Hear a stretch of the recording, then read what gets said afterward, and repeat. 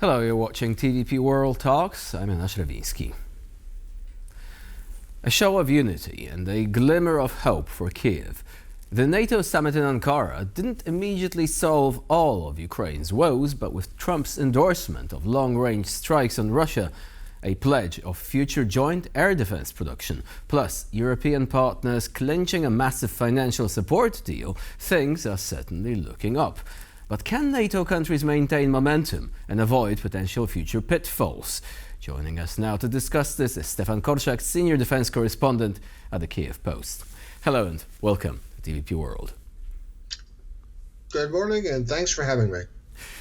So let's go to the specifics, right? We've got an announcement from Donald Trump that Ukraine would be able to manufacture Patriot missiles, at least the interceptors, not the entire systems, on a license.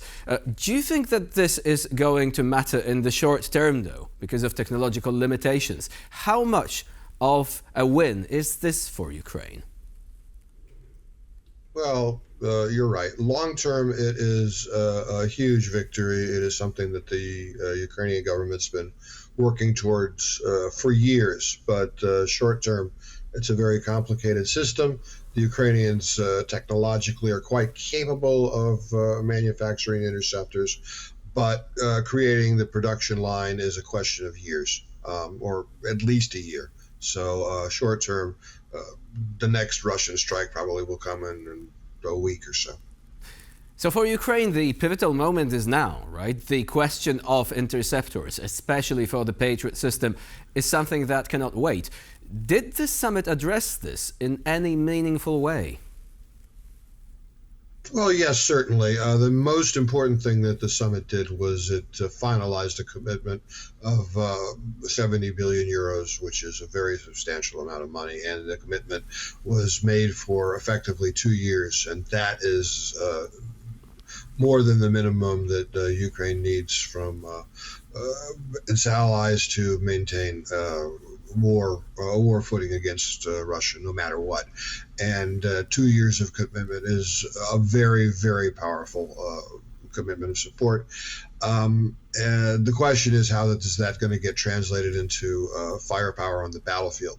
And it's a very complicated, large war, so there are no quick solutions. So the main benefit for Ukraine is the very open and clear and real solid backing that Ukraine has received for the medium term.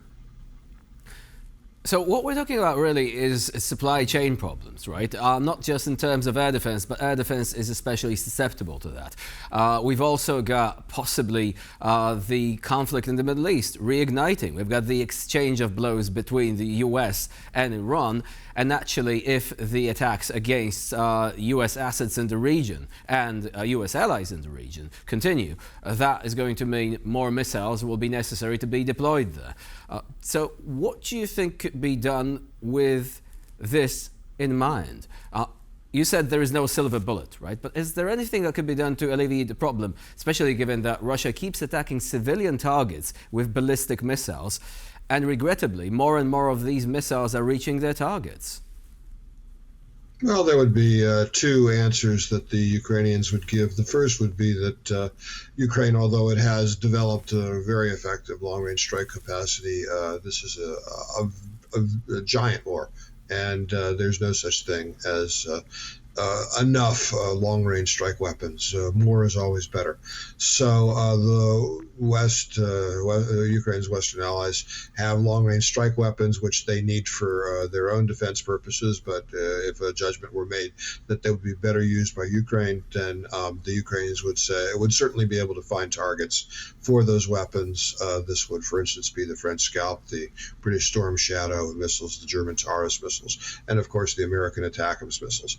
The supplies of those weapons are short, but a decision always could be made to give more of those to the Ukrainians. And if were the Ukrainians to receive them, then they certainly know the targets that need to be hit, and some of those targets would be Russian long-range missile production or the components for that production. That would be the first thing. And the second thing is that the supply chain is very, very big. And a lot of these Russian weapons cannot be built, cannot be manufactured without Western components. And the big missiles that the Russians shoot regularly at Ukraine that the Ukrainians have difficulty intercepting because of the shortages of interceptors, there are any number of Western components, primarily electronics, that the Russians obtain on the black market. Were the West to control the export and international availability of those components, then the Russians would be less capable of producing those missiles in numbers. And the Ukrainians would say that the more that those kinds of components could be cracked down on by Ukraine's Western allies, that would have a direct effect on the number of missiles that the Russians could shoot at the Ukrainians. Right, so isn't this really rather embarrassing for the West that we're still seeing this problem? Because had it been Chinese electronics, things would be fairly simple, at least, in terms of approaching. You would always be able to say, well, we need to pressure China not to do this. But to some extent, this is also beyond your control as the alliance of Western countries.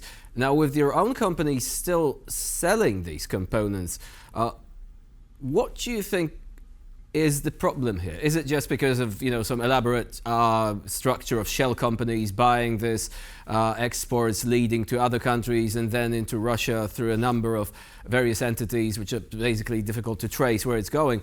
Or is it because the controls are still not tight enough?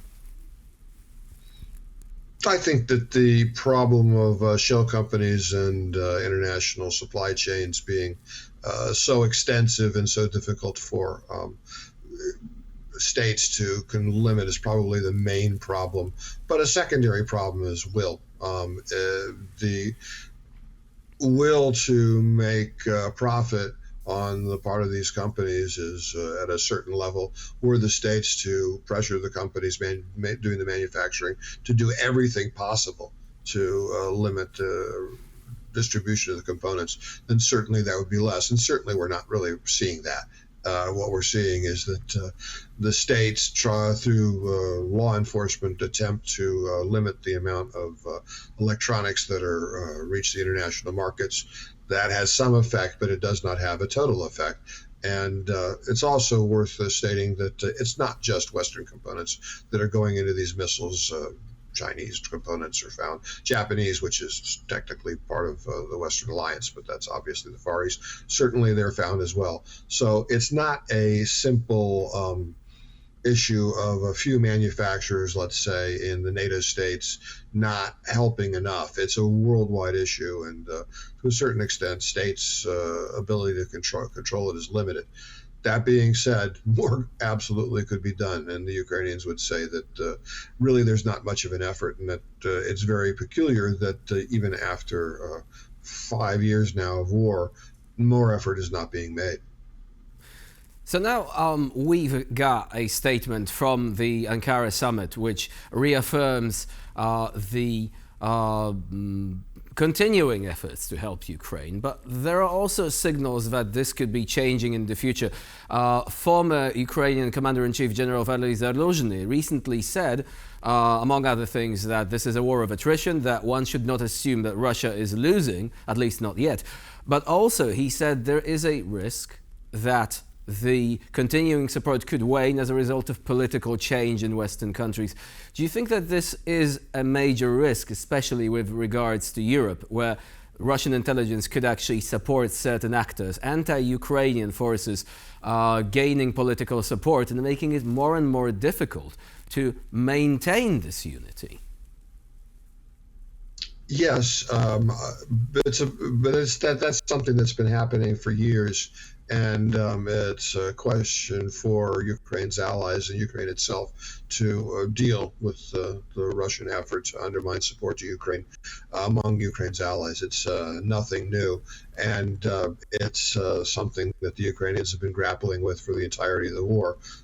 When Russia first invaded, for the most obvious example is the Americans led the international effort to support Ukraine, and then the Americans reversed that. They reneged on a lot of commitments, and now they Well, for the last year, they'd positioned themselves as supposedly a honest broker between Russia and and Ukraine, and for the Ukrainians and indeed for the Europeans, that was seen as betrayal.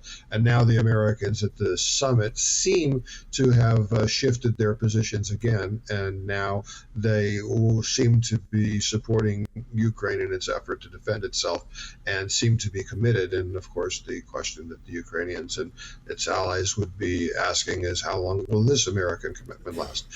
There's a certain degree, certainly, of Russian state effort that has contributed to the American shifting of positions, and that is something that the Ukrainians have been dealing with, literally with every one of its allies, which is a democratic state and subject to outside influences and internal influences. So it's not a new problem. Would it change over the long term? Well, that's always difficult to predict.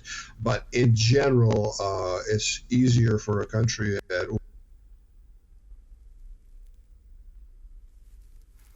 Now we seem to be having some technical difficulties there. We're waiting for our guests to reconnect. For the time being, of course, we were talking about the situation following the summit in Ankara, the decisions concerning Ukraine and Ukrainian security in particular. And this is a topic that we will be coming back, no doubt, throughout the day. For the time being, Stefan Korshak was our guest here on TVP World, and we'll be coming back with more updates on the subject. I'm Jonasz Rewiński, you're watching TVP World. Please do stay with us for more latest news, updates and commentary.